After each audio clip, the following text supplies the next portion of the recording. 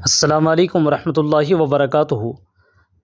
سامعین کرام، امید ہے آپ سب خیر و عافیت سے ہوں گے۔ All India Muslim Personal Law Board وقف ترمیمی بل کے سلسلے میں ایک لیٹر پیڈ بہت تیزی سے شائع ہو رہا ہے، اس کو ہم آپ کے سامنے پڑھ کر کے سنائیں گے۔ بس آپ سے گزارش ہے آپ ویڈیو کو آخر تک دیکھیے گا، اسکپ نہ کیجیے گا اور چینل کو سبسکرائب بھی ضرور کیجیے گا۔ وہ لیٹر پیڈ یہ ہے: All India Muslim Personal Law Board وقف ترمیمی بل کے سلسلے میں جوائنٹ پارلیمانی کمیٹی سے ملاقات کرے گا۔ General secretary board. All India Muslim Personal Law Board کے جنرل سیکریٹری اور مولانا محمد فضل الرحیم مجددی نے اپنے پریس نوٹ میں بتایا کہ اگست 2024 کے شروع میں بورڈ کے ذمہ داران، ملی جماعتوں کے سربراہان اور لیگل کمیٹی کے ارکان کی ایک آن لائن میٹنگ صدر محترم حضرت مولانا خالد سیف اللہ رحمانی صاحب کی صدارت میں منعقد ہوئی، جس میں وقف ترمیمی بل 2024 کے سلسلے میں طے کیا گیا کہ تمام اپوزیشن پارٹیوں کے سربراہان اور NDA کی حلیف پارٹیوں کے نمائندوں اور ذمہ داروں سے ملاقات کی جائے۔ چنانچہ فوری اس پر عمل کرتے ہوئے ملاقات کا اہتمام کیا گیا اور انہیں اس بل کے مفاسد اور نقصانات سے بھی واقف کرایا گیا۔ نیز تمام مسلم ارکان پارلیمان اور دیگر سیاسی سربراہان کو خطوط بھی بھیجے گئے۔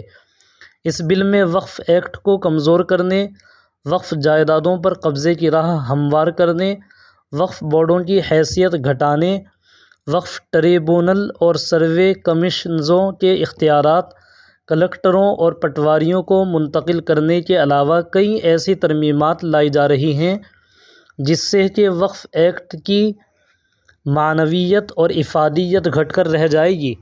اسی طرح صرف وقف ایکٹ کا نام نہیں بدلا جا رہا، بلکہ سینٹرل وقف کونسل اور وقف بورڈوں میں مختلف لوگوں کی نمائندگی کے لیے بھی ایسا ضابطہ لایا جا رہا ہے جس سے کہ ان دونوں اداروں کی گرفت ڈھیلی پڑ جائے۔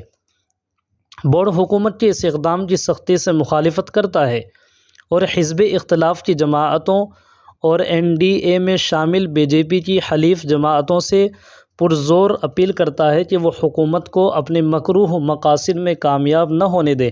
بحمد اللہ اس ملاقات اور خط کا بڑا فائدہ ہوا اور تقریباً تمام ہی اپوزیشن پارٹیوں نے اس بل کے خلاف آواز بلند کی۔ بورڈ ایوان قانون کے ان نمائندوں کا شکر گزار ہے جنہوں نے دستور کے تقاضوں کی پاسداری کی اور اقلیتوں کے حقوق کے تحفظ کے لیے اپنی آواز بلند کی، لیکن ہم محسوس کرتے ہیں کہ ابھی ان کا کام ختم نہیں ہوا ہے۔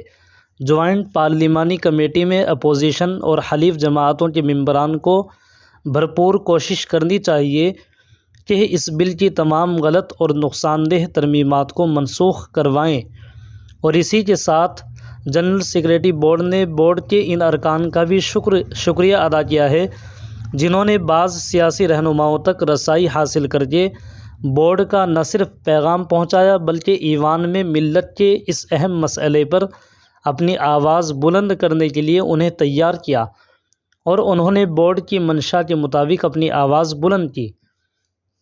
جنرل سیکریٹری بورڈ نے اس بات پر بھی اطمینان کا اظہار کیا کہ فی الحال وقف ترمیمی بل لوک سبھا سے منظور نہیں ہوا اور جوائنٹ پارلیمنٹری کمیٹی کو بھی بھیج دیا گیا، اور جوائنٹ پارلیمنٹری کمیٹی تشکیل پاتے ہی بورڈ کوشش کرے گا کہ عنقریب اس کمیٹی کے ارکان سے ملاقات کرے اور ان کے سامنے اپنا موقف رکھے۔